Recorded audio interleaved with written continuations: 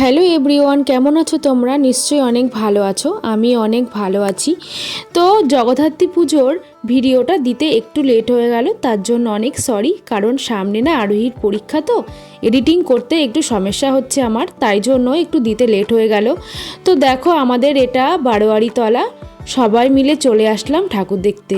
তো ঠাকুর দেখতে এসেছি, অনেকক্ষণই হয়ে গেল বসেছিলাম, তো আসলাম, এসে দেখছি সবাই প্রসাদ দিচ্ছে।